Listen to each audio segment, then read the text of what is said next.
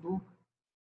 Olá, eu sou Carlos Orfan e esse é o canal do Sejus, Coletivo de Estudos Espiritismo e Justiça Social. Nós estamos dando continuidade ao estudo desse livro aqui, que é Espiritismo e Religiões. É um livro de André Andrade Pereira, Por uma Teologia Pluralista. E hoje, para fazer um pouco uma conversa aqui sobre o segundo capítulo, que é o que é diálogo interreligioso, nós temos a companhia do nosso querido companheiro do Sejus, Felipe Albani. Ele que é lá ele é carioca, trabalha em Petrópolis, né, Felipe? Mas está agora em Nova Iguaçu falando com a gente. Boa noite, Felipe. Boa noite, galera do Sejus. Boa noite a todos que estiveram nos encontraram aqui. Enfim, bom dia, boa tarde, boa noite, porque afinal, a qualquer momento vocês podem ver esses vídeos. Eu, nos momentos, estou em quarentena aqui em Nova Iguaçu com minha família. E eu trabalho em Teresópolis, que fica a alguns quilômetros de Petrópolis e também do de Caxias. Então vamos lá, que aí a gente começa. Quer falar alguma coisa, Carlos, antes de começarmos ou não? Não, só que eu errei, né? Eu falei Petrópolis e Teresópolis, né? É porque Ali, né? muita gente confunde mesmo. É tudo Muita ali, gente né? confunde. É tudo ali. É Eu tudo não na conheço, serra. não, viu? Mas quem sabe um dia eu vou conhecer. Eu não conheço. Que é muito É tudo nas bonito. serras fluminenses. Tá joia. Então vamos começar.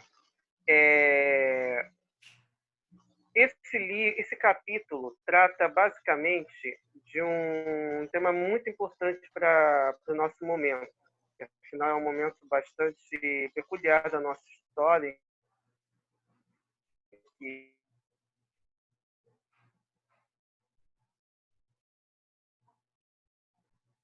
esse momento como esse de um extremo fundamentalismo tanto religioso quanto político. E faz a gente repensar um pouco sobre como nós estamos lidando com esse tema. Então, ele começa primeiramente falando sobre essa aliança de fundamentalismo e proselitismo, que é realmente um tema bastante delicado. E aí ele começa falando que no momento em que proliferam atitudes fundamentalistas nos meios religiosos, esse diálogo interreligioso foi estranho. E a tendência, que infelizmente nós temos, inclusive dentro do próprio meio espírita, é considerar o próprio caminho espiritual como o melhor do único. E outra coisa que é delicada, que ele nota e que ele vai desenvolver no meio do capítulo, é essa atitude pela disputa pelos fiéis, que é realmente algo muito delicado e que, infelizmente, é cada vez mais presente.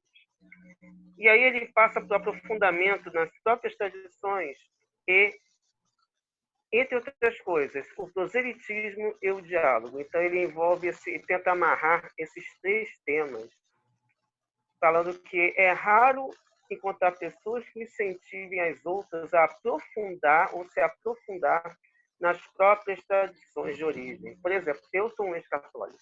A minha família é majoritariamente católica. Eu digo que eu sou a ovelha um pouco desgarrada da família, entrei na doutrina espírita, estou aqui conversando com vocês, mas eu hoje consigo ter uma outra visão, eu consegui até aprofundar um pouco essa noção das tradições católicas estando de fora.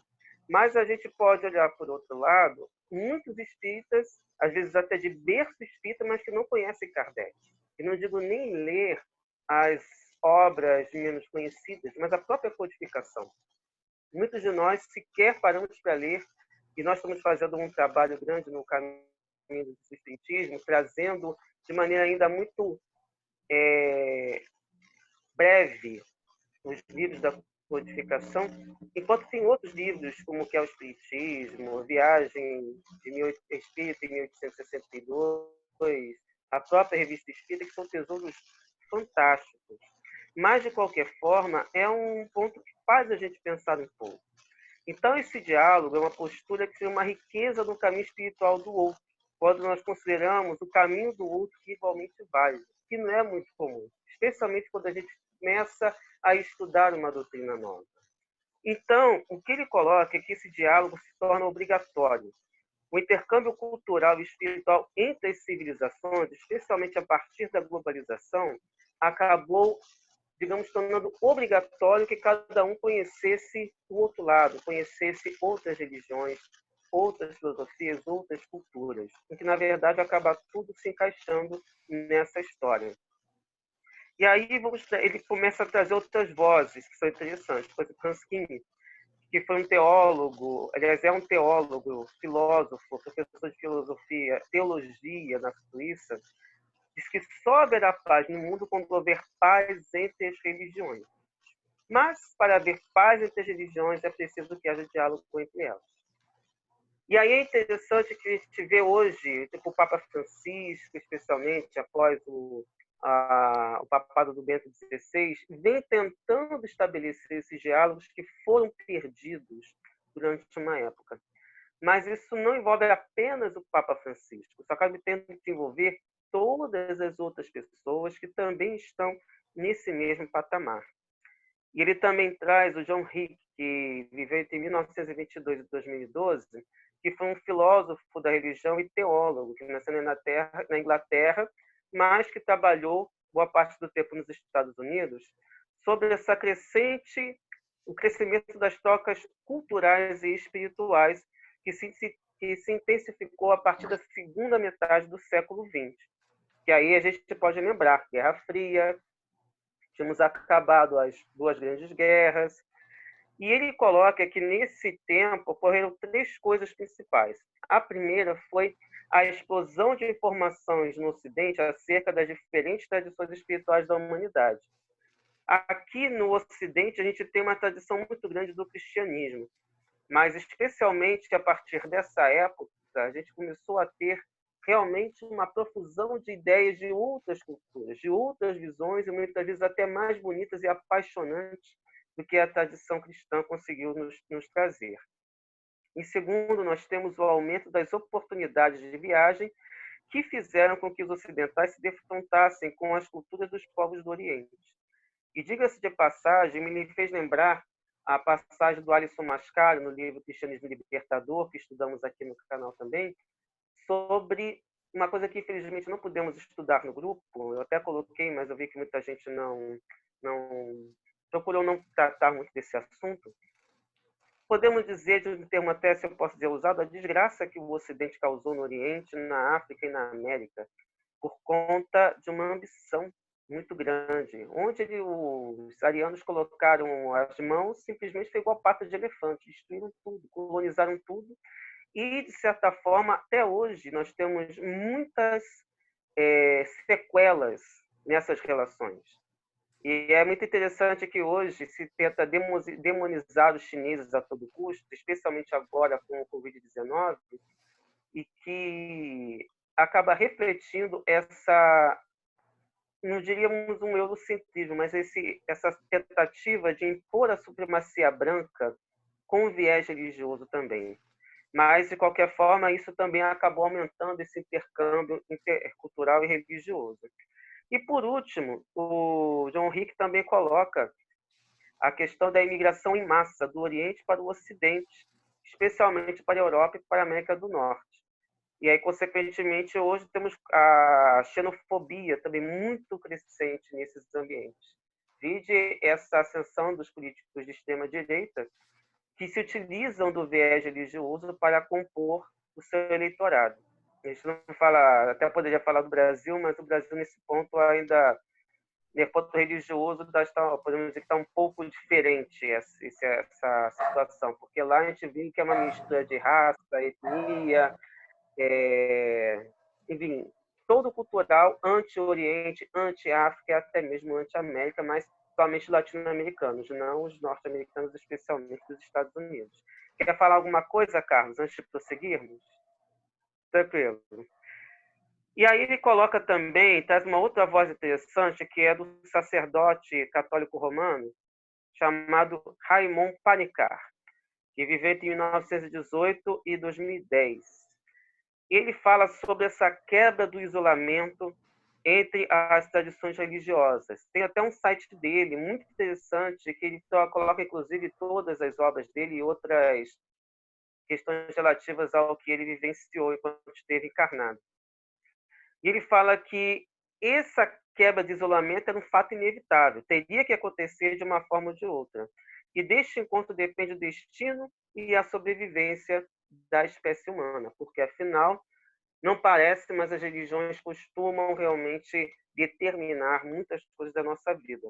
E aí eu trouxe um comentário interessante do Alexandre Braço, nosso membro lá do Sejus, falou que as migrações não são a causa do surgimento dos extremismos, mas entendo que elas jogaram lenha na fogueira, uma vez que o fundamentalismo tem aversão pelo diferente. Inclusive, o fundamentalismo é o tema do próximo capítulo, a gente vai poder trabalhar isso de uma maneira um pouco mais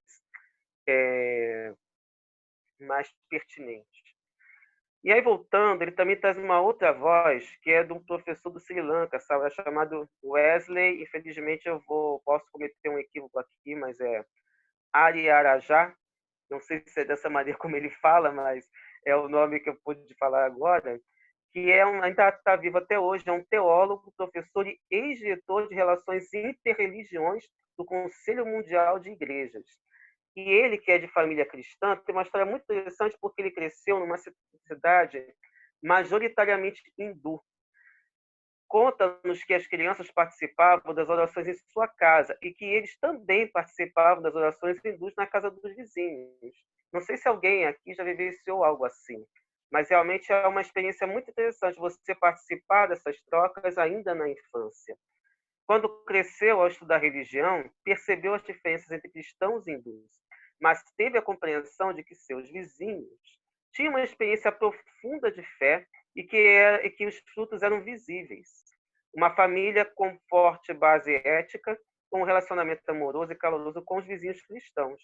E ele coloca o seguinte: nós éramos tanto suas crianças para eles como as suas próprias. Então não havia diferença nessa vivência hindu entre os meus filhos e os filhos do vizinho, porque afinal é como se todos fossem uma família só. E esse relacionamento se estendia por toda a vizinhança. E antes de começar a estudar religião, ele já olhava para essa família com a impressão de estar enraizada no amor de Deus. Isso me fez lembrar agora uma menção de um amigo meu, que ele era de matriz protestante e ele se apaixonou pela Umbanda. Então, é impressionante como ele se viu, até chamei para também frequentar a doutrina espírita, mas ele se viu muito mais realizado trabalhando na Umbanda do que, inclusive, na religião na qual ele havia sido criado. E aí, voltando para o próprio John Hick, ele comenta também que os frutos espirituais e morais das diferentes religiões estão em situação de paridade com os frutos do cristianismo. Já é uma visão crítica que ele traz, porque ele fala que as virtudes e os vícios estão distribuídos de maneira equiparável, ou seja, da mesma forma que nós temos frutos positivos, também nós temos frutos muito negativos em todas as matrizes religiosas. Diga-se de passagem que ele não entra na doutrina espírita, até porque a doutrina espírita em si, pelo que a gente consegue entender em termos de história, ela não foi exatamente um fator determinante em lugar nenhum. Ela ainda é uma religião muito nova. Então, mesmo aqui no Brasil, que é o maior país com número de espíritas do mundo, nós não temos aqui um poder de influência tão grande a ponto de dizer que o espiritismo deixou uma marca muito forte. Temos o caso do Chico Xavier, mas é diferente. Não tivemos uma marca a ponto de mudar uma cultura. Então, é uma coisa que, de repente, é interessante olhar para isso. Então, ele elenca aqui alguns males criados pelas religiões. Ele começa pelo malefício do sistema de castas indiano com o sistema de classes europeu.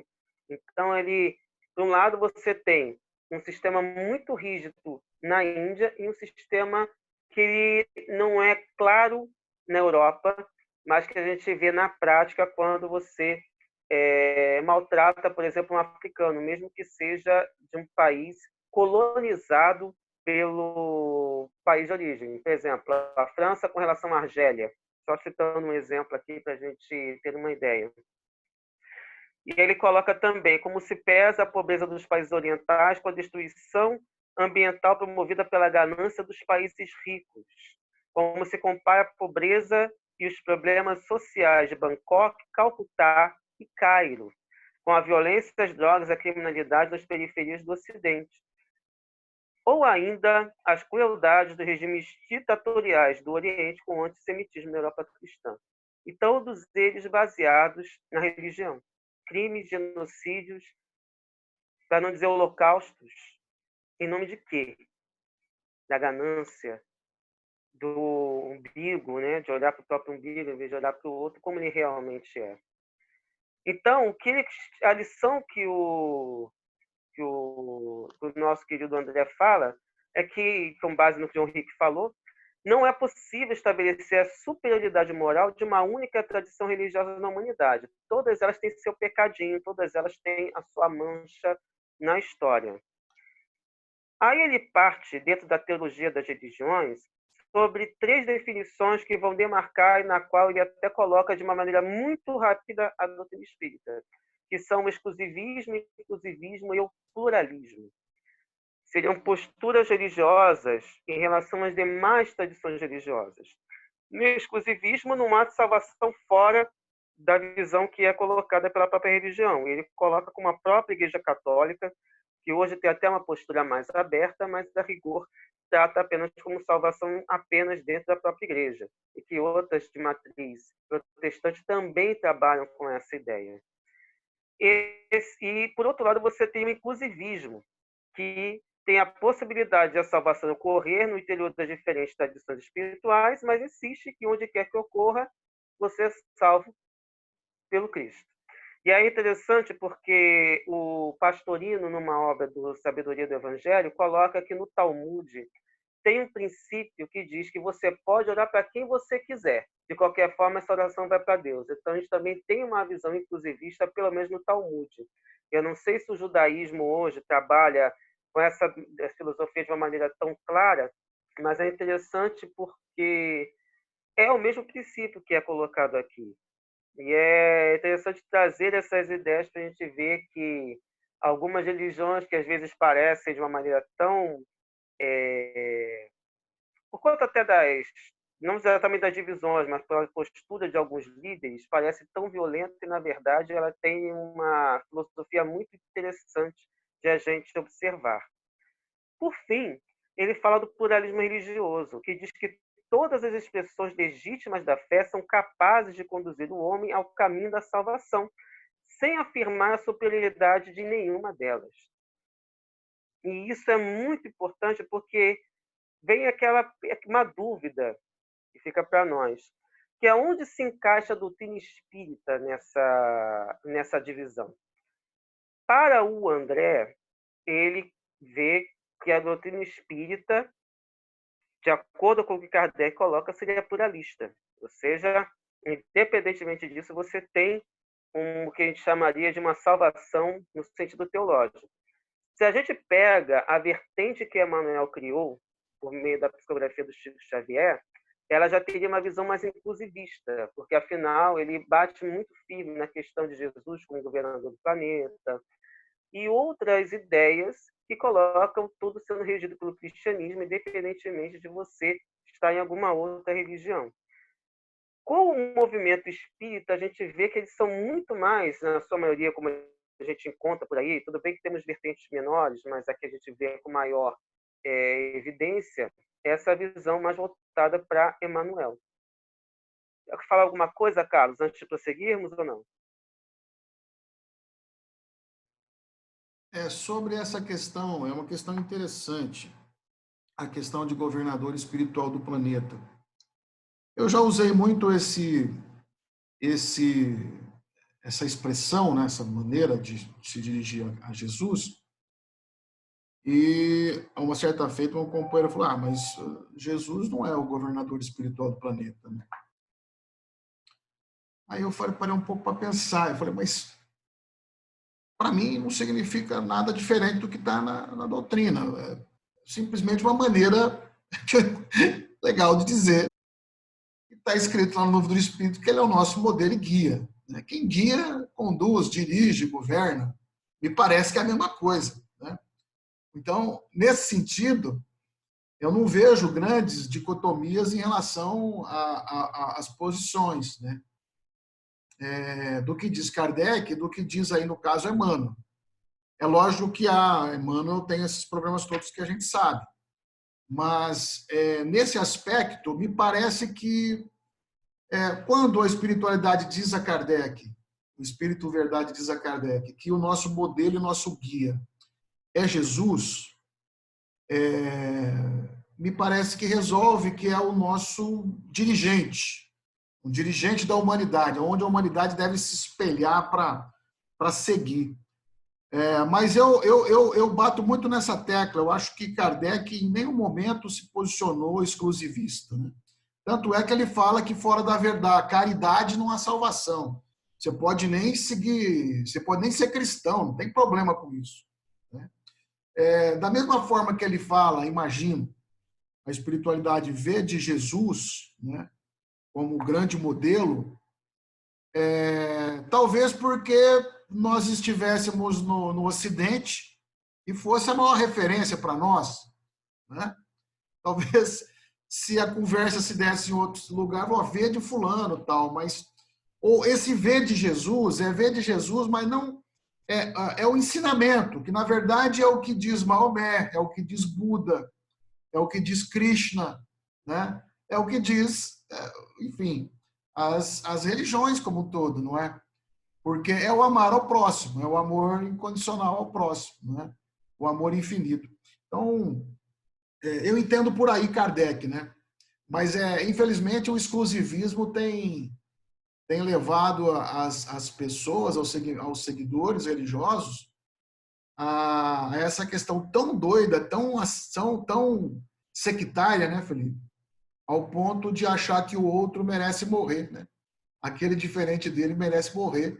Não merece... Olha que paradoxo que a gente vive por causa do exclusivismo, do fundamentalismo, né? Dias em que eles têm se aprofundado nesse último período, mas que nós esperamos que diante de um diálogo interreligioso com respeito, mas sem perder a sua característica, né? Eu acho que o diálogo não é você absorver o outro. Diálogo não é você cooptar o outro, você respeitar as posições diferentes de cada um, se manter diferentes e mesmo assim dialogar, não é? Acho que esse é a grande sacada. Tem gente que fala quando fala em debate interreligioso, diálogo interreligioso, alguns, não todos, alguns fora do diálogo mais normal, mas trabalha com a ideia de cooptação do outro, né?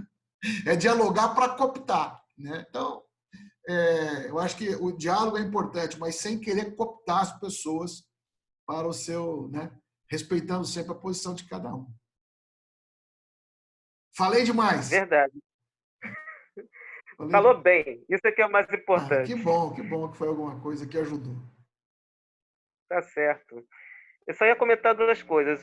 Esqueci, infelizmente, o primeiro nome dele, Sphinx, também falou uma coisa importante, que foi que a possibilidade do espiritismo em todas as religiões como complemento. Essa é a visão que ele tem, coisa que por muitas ocasiões já foi de diversas formas abordadas dentro dos próprios debates do Sejus.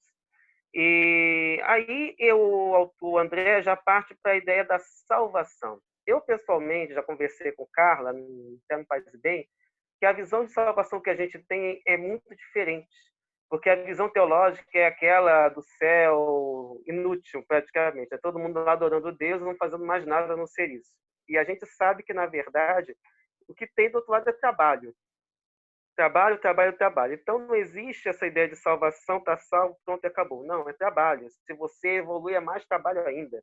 Bem mais complexo, bem mais exigente. E, enfim, exige até muito mais dedicação, até a ponto de, às vezes, nem precisar encarnar outras vezes. Mas, pegando o ponto de vista das outras religiões, o que ele coloca é que o critério de salvação é sempre como uma transformação moral. E ele é um ponto de interesse central de todas as religiões mundiais. O Rick coloca, inclusive, que todas conclamam a transcender do ponto de vista egóico, que é a fonte de todo o egoísmo, cobiça, exploração, crueldade e injustiça. Aí lembra que Kardec fala do combate ao egoísmo, que é um dos pontos muito importantes, e também do orgulho. E aí ele fala que é preciso recentrar naquele mistério último para o qual nossa linguagem cristã, usamos o termo Deus. Mas ele centra no seguinte, que duas coisas são essenciais: o abandono do ego e o recentramento no real. E esse real, na verdade, é essa experiência que nós devemos ter com Deus. O pastor Newton usa muito o termo Cristo interno, Deus interno, é muito voltado para a gente, né? E se a gente pensar que somos todos centelhas divinas, então é despertar esse Deus interno para fazer e estabelecer essa conexão com Deus. É uma coisa meio mística que a gente está falando aqui, não é uma coisa muito comum de falar em termos de doutrina científica, mas aí nos lembra o amai-vos e instruí-vos, o Espírito de verdade, ama o próximo como a ti mesmo, como temos na Bíblia, e nos leva à polêmica da diversidade religiosa. E por que é polêmica? Porque como nós temos uma visão também muito voltada para as nossas próprias religiões, ele traz a figura do Dalai Lama, que nos traz um exemplo muito interessante de tratar a religião como remédio. E aí ele coloca que com aquela doença em especial, esse remédio se mostrou mais eficaz. E me faz lembrar uma experiência que eu tive com uma pessoa que eu conheci, que ela tinha sido membro da Universal, e depois ela passou para uma outra igreja. Ela dizia que a Universal, para ela, funcionava como um pronto-socorro. Então, você se sentiu mal, está perdida, você encontrou na Igreja Universal um momento para ela se levantar. Como aquilo já não fazia mais sentido para ela, ela foi para uma outra denominação religiosa, também de matriz protestante, mas que falava àquele momento. Então, uma outra coisa que é interessante nós observarmos, que as pessoas também têm seus momentos. E aí a gente fica entendendo que realmente funciona como um remédio. E aí, voltando para o Hans King. Ô, Felipe, Sim. Um cutucãozinho. Nós já ultrapassamos em 5 minutos o prazo, o tempo. Tá, eu vou 5 acelerar minutos aqui. de programa. Então, se você puder dar um fechamento, quem está tentando fazer em torno de 20 minutos, né? Menor possível, né? Menos cansativo. Verdade. Dá uma fechada. É, verdade. Então, ele tenta passar aqui, utilizando o Hans King, a questão desses pontos que, na verdade, entre as religiões são mais em comum do que divergentes. E coloca como ponto ético justamente o faça ao outro que gostaria que o outro lhe fizesse, ou não faça aquilo que não gostaria que fizessem a você. Mas que o problema de lidar com outras religiões é um desafio para todos os fiéis, especialmente quando a pessoa começa, porque ela acha que é a melhor religião do mundo. Até o Dalai Lama, no início, também achava isso, quando era mais jovem. E depois ele percebeu que isso devia à própria ignorância dele, que budismo continuar sendo o caminho mais precioso para ele. Como para mim, por exemplo, a doutrina espírita, mesmo com todas as polêmicas que a gente vivencia, ainda fala mais alto. Para outra pessoa que de repente passou aqui e é de outra religião, que isso é interessante, que fique na sua própria religião e aprofunde a sua experiência. E aí, para a gente caminhar para o final, tem a experiência do Thomas Merton, que foi um escritor católico do século XX, viveu entre 1915 e 1968, que ele como monge, ficou impressionado que o Dalai Lama não tentou convertê-lo. Ainda colocou o seguinte: ele declarou que seu objetivo é que ele se tornasse um bom católico e se voltasse às raízes e aprofundasse na sua própria tradição. Mas o Merton também vivenciou experiências muito interessantes quando ele foi até o Ceilão e visitou as gigantescas esculturas do Buda. E por isso que eu coloquei para todo mundo algumas experiências que o André traz no livro, que são diversas manifestações religiosas, incluindo Chico Xavier, Madre Teresa de Calcutá, Martin Luther King, Ikebana, Machu Picchu. Nós temos diversas experiências religiosas no mundo. E o que eu achei interessante foi a Adriana Stanciola dizer: qual é a verdade?